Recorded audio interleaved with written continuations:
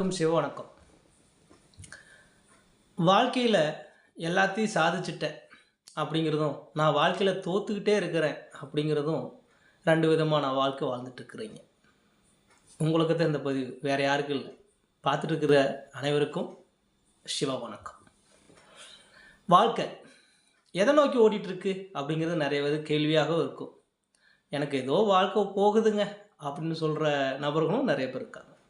இங்கே நம்ம மடத்துக்கு வந்து போகிற நபர்களும் கூட ஏதோ வாழ்கிறாங்க அப்படின்ட்டு வந்து போகிறாங்க. வாழ்க்கை மீது பற்று இல்லாதவனும் வாழ்க்கையின் மீது பிடிப்பு இல்லாதவனுக்கும் தான் இந்த மாதிரியான வார்த்தைகள் வரும்.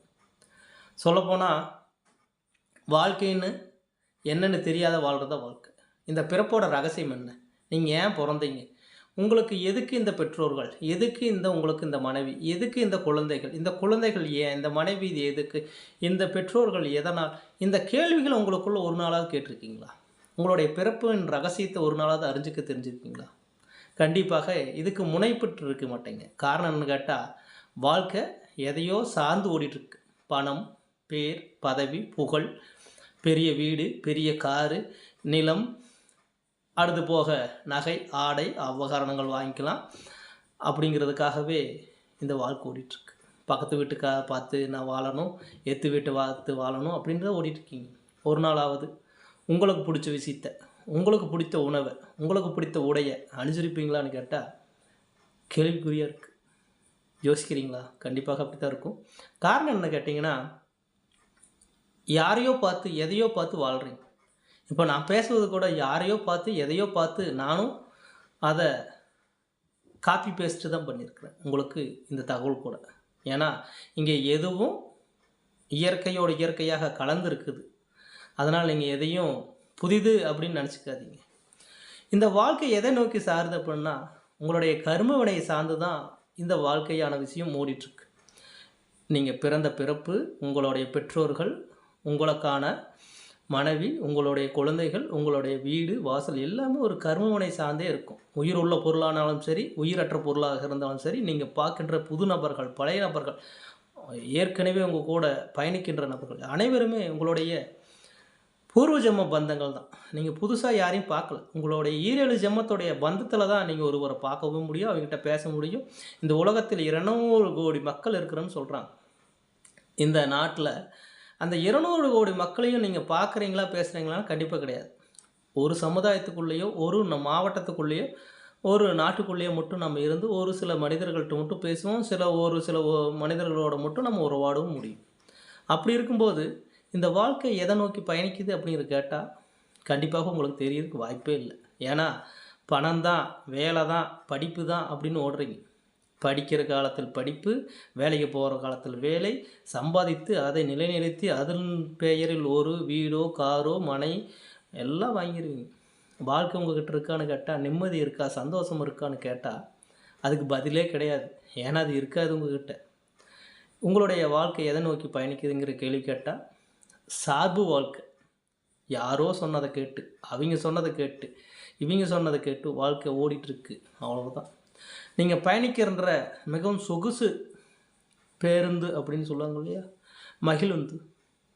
அந்த மகிழுந்தில் உங்களுடைய மதிப்பு உங்களுக்கு இருக்கா அப்படின்னு கேட்டால், உங்களுக்கு அந்த மதிப்பு இல்லை, அந்த மகிழுந்துக்கு தான் மதிப்பு. நீங்கள் விலை உயர்ந்த வண்டியில் போகிறீங்கன்னா அந்த வண்டிக்கு தான் மதிப்பை தவிர உங்களுக்கு மதிப்பு கிடையாது.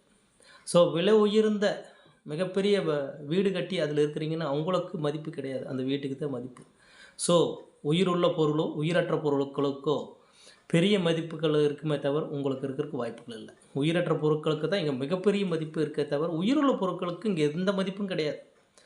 அதனால் நீங்கள் எந்த வாழ்க்கை வாழ்ந்தாலும் மனித நேயத்தோட, மனித நேயத்துடன், மனித மாண்புடன் ஒரு வாழ்க்கை வாழ்கிறீங்கன்னா, உங்களுடைய பிறப்பை என்னென்னு கேட்டு தெரிஞ்சுக்கிட்டிங்கன்னா, உங்களுடைய பிறப்போட ரகசியத்தை தெரிஞ்சுக்கிட்டிங்கன்னா, உங்களை பற்றி தெரிஞ்சுக்கிட்டிங்கன்னா, எப்படி உங்களை பற்றி நீங்கள் தெரிஞ்சுக்கிட்டா உங்களோட வாழ்க்கை மிகவும் சிறப்பாக இருக்கும். அதுக்காக ஆன்மீகம்தான் வழியா அப்படின்னு கேட்டால் அப்படியெல்லாம் இல்லை. நீங்கள் செய்கிற தொழிலாகட்டும், நிலையாகட்டும், எதுவாக வேணாலும் இருக்கலாம். ஆனால் நான் ஏன் இந்த தொழில் செய்கிறேன், அந்த தொழிலில் என்னுடைய நிலை என்ன, நான் இதை செய்கிறதுனால எனக்கு என்ன பயன் அப்படிங்கிறத முழுமையாக தெரிஞ்சுக்கங்க. லாப நோக்கோடு மட்டும் ஒரு தொழிலை செய்யாதீங்க. அடுத்தவர்களுக்கு பொதுநல எண்ணங்களோட ஒரு தொழிலை செஞ்சு பழங்க. முடிஞ்ச வரைக்கும் அடுத்தவர்களுடைய சந்தோஷத்தில் உங்கள் சந்தோஷத்தை காணுங்க. உங்கள் சந்தோஷம் தான் பெருசு அப்படின்னு நினச்சி வாழாதீங்க தயவுசெய்து. அது உங்களுடைய கர்மாவை இன்னும் அதிகப்படுத்திகிட்டே போகும். இந்த பிறப்பே நீங்கள் கர்ம வினை செய்தனால தான் எடுத்த பிறப்பு. இந்த பிறப்புலையாவது உங்களுடைய கர்மாவுகளை குறைத்து கொண்டு உங்களுடைய அடுத்த பிறப்பை எடுப்பதற்கு முடிஞ்ச வரைக்கும் தவிர்த்துக்குங்க. அது சிறப்பு. இதுவும் முடிவில்லை தான். கண்டிப்பாக அடுத்த பிறப்பு இருக்கா இல்லையா அப்படிங்கிறது இங்கே மிகப்பெரிய கேள்விக்குறி தான். நம்பிக்கையில் தான் எல்லாமே இங்கே இயங்கிட்டு. அந்த நம்பிக்கையின் பெயரில் தான் இந்த வாழ்க்கையும் ஓட்டிருக்கு. நாளைக்கு நிரந்தரமில்லாத வாழ்க்கை. அது வரைக்கும் யாருடைய மனசையும் புண்படுத்தாமல், யாரையும் தேவையில்லாமல் வாதம் பண்ணாமல், விவாதம் பண்ணாமல், சண்டை கட்டாமல், அடுத்தவனுடைய மனசை வருத்தப்படவோ வேதனைப்படவோ வலிகளுக்கு தரவோ முடிஞ்ச வரைக்கும் அந்த செயல்களை குறைச்சிக்கிட்டு உங்களுக்கு பிடிச்ச வாழ்க்கையை, உங்களுக்கு பிடிச்ச உணவை, உங்களுக்கு பிடிச்ச உடையை, உங்களுக்கு பிடிச்ச இடத்த உங்களுக்காகவே எல்லாம் வாழுங்க.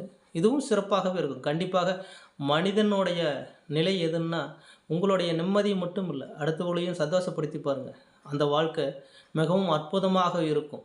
ஒரு வேளை சோறு வாங்கி கொடுங்க பசியோடு இருக்கிறவங்களுக்கு, அந்த முகத்தில் வர சந்தோஷம் உங்களுக்கு அந்த சந்தோஷம் கிடைக்கும்.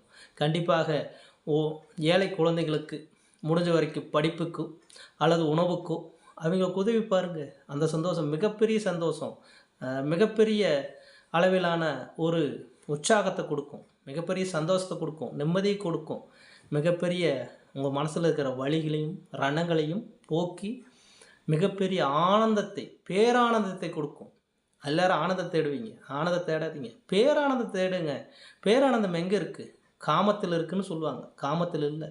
இது போல் செய்கின்ற உங்களுடைய உதவிகள் இருக்குது இல்லையா, அதில் தான் இருக்குது. ஆகையால் உங்களுடைய உதவிகளை முடிஞ்ச வரைக்கும் முடியாத இயலாதவர்களுக்கு, முதியோர்களுக்கும் இயலாதவர்களுக்கும் செஞ்சு பாருங்கள். உங்களுடைய வாழ்க்கையோட அர்த்தத்தை நீங்கள் சீக்கிரமாக உணர்ந்துருவீங்க. சிவாய நம.